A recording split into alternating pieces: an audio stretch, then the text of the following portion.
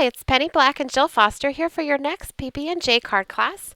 Today I'll be sharing cards using the Emboss Resist technique using some of our new stamps from our 2012 CHA release. And the one you're looking at here is called Wishes. It's a transparent set or clear set. This set here is also a great new sentiment set with wonderful fonts called Gratitude. And then we'll also be using this new woodblock set or woodblock stamp called Flamboyant. So here's a look at the projects we'll be creating today. And to begin, we will be creating this project here. So in advance, I went ahead and stamped 3 of the circles from the clear set onto white cardstock. So here's the set that I used again. So I just stamped these down with VersaFine ink or Versamark ink and sprinkled with clear embossing powder and embossed. You could also use white embossing powder, doesn't matter. And then I use the heat tool to set. And then I'm going to be using the Stampers Big Brush markers from Faber-Castell to color these in. So these are an India ink marker, and you can use them to color over embossing, and the embossed area will resist the marker. So you're able to wipe that marker away from the embossed areas, and it will only stay in the open area. So here I'm just coloring right on top of that flower. And I'm not worried about staying perfectly in the lines because you'll see here I'm able to wipe that ink away. I'm going to add just a little bit of darker red for shading. So with these markers you can layer the color. And then I'm going to take a baby wipe, kind of wrap it around my finger, and then just wipe that ink away from the extra area. And I just continue to do that. I'm pulling it away from the other flowers. And if it gets on your paper behind, that's okay because we're going to cut these out. You can see there I just can wipe some of that away with my fingertip as well. I'm going to continue on the other flowers. So here I've grabbed a blue, just coloring that in.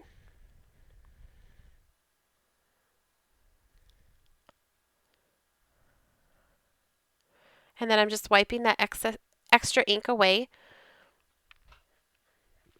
And then I'll do the same thing here. And I just realized I grabbed the wrong color, so I'm just going back here with the yellow. That's what I intended to use.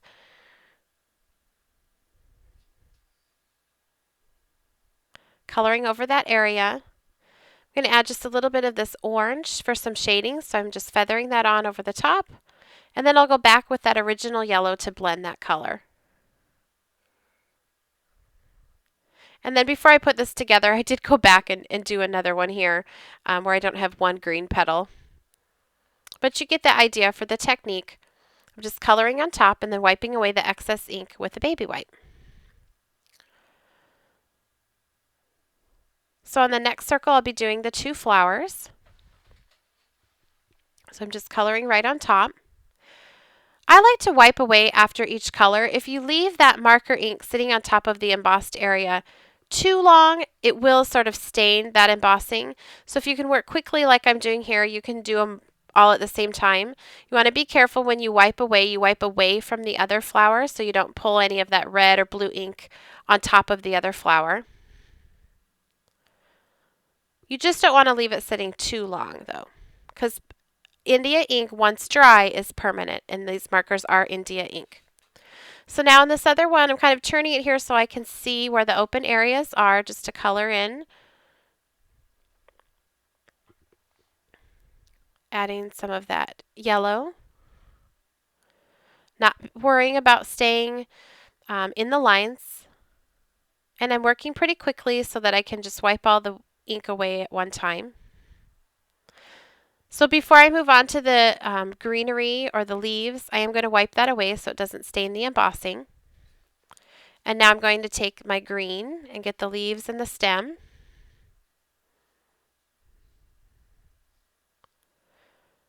It's really fun to be able to color even on this one, especially such detailed little flowers and not have to worry about staying in the lines. It just looks perfect once you're done. I want to get this little red line here. And then I'm going to carefully wipe that away, making sure not to wipe it into the center portion of that stamped image. And then I wanted that center to have a little bit of color, so I'm taking Distress ink in the color of Antique Linen, and I'm just going to distress over the top. And that embossing will resist as well, and you can see that filled in that center area. And what's really fun with this set is the sentiments that come along with the set are designed to fit inside of that circle. So now I'm going to just remove that sentiment, place it onto my clear block. I'm inking this with VersaFine black ink. This is my favorite ink to use with our clear sets. And I'm going to stamp this right into the center of the circle. And then what I've done here is I've just cut out each circle and distressed the edges. If you had a punch, you could punch them right out, and layered them onto a card with penny black mix and match cardstock and glued down the bows. Now on this next project, we're going to be doing a different type of emboss resist with one of our new stamps and the Faber-Castell Gelatos. So I've stamped that flamboyant repeatedly onto this background. This is Spellbinders Labels 8. You can see that embossing there. So I inked the stamp with Versamark ink and sprinkled with white or clear embossing powder. Doesn't matter since we're working on white powder. And then heat to set. And now these are the Faber-Castell Gelatos. They're really like a chapstick of color. You can use them in many different ways. Today we're using them direct to paper. So I'm going to color right onto that embossed background. And then I'm going to blend that with my fingertip. So I'm just rubbing it right with my fingertip. I am working a small section at a time because if you let that sit too long, it's hard to blend with your fingertip. And then I've added my next color, so I'm working dark to light. And then I blended it again and kind of pushed it down into the first color that I used. I'm adding my third color and blending that. And then my final color here at the top.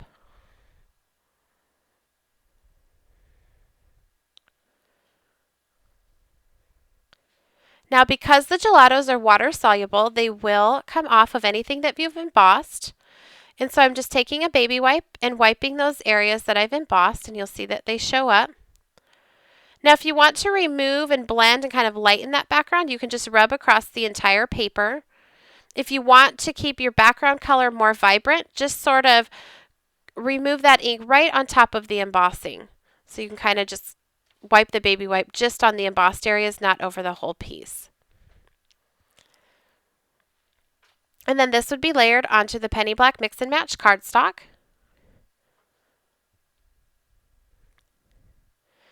Now on the next one, I'm going to follow the same process, just using different colors. So this one will be the greens. So again, just coloring directly onto the paper with the gelato, and then blending with my fingertip. And continuing now from dark to light, so my medium color.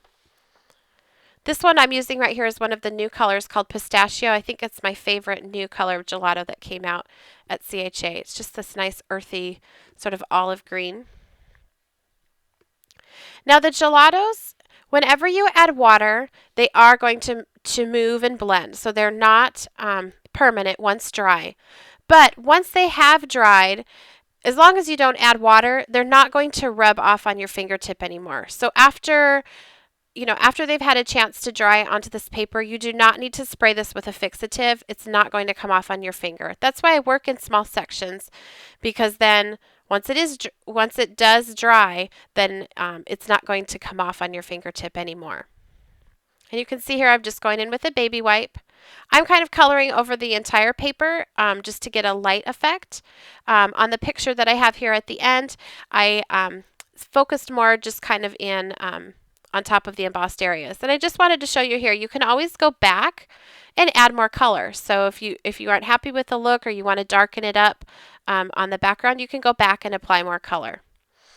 And then this piece again would be layered onto penny black mix and match cardstock cut with a Spellbinders Labels 8. Now here's our final piece, again stamped and embossed in advance using our new woodblock stamp. I'm just grabbing here my colors. I'm going to use 4 colors on this one, starting with a purple, and then I'll move into the blues.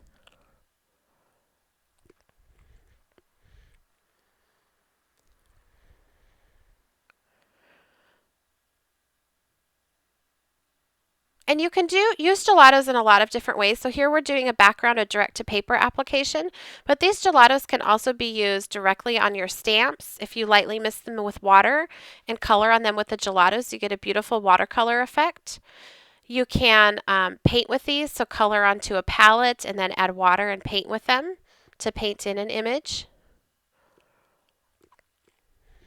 They work well on canvas as well. So here I've added my final color.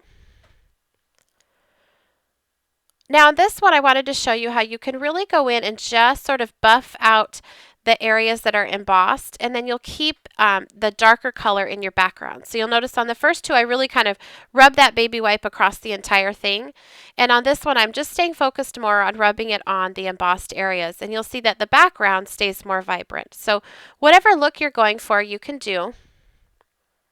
And when it's not wiping off as well, just move the baby wipe on your fingertip so that you've got a fresh area.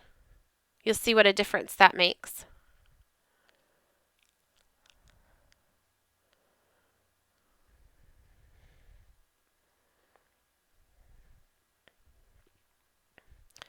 And those actually have some metallic. So some of the gelatos are metallic. So you can see there's some of a shine. It's really pretty in real life. And then again layered onto the mix and match cardstock.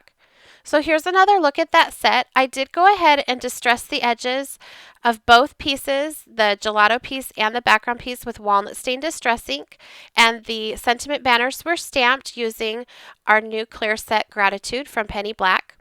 For details and more information, visit the Penny Black website at www.pennyblackink.com and stay tuned for the supplies used. Thanks again for watching.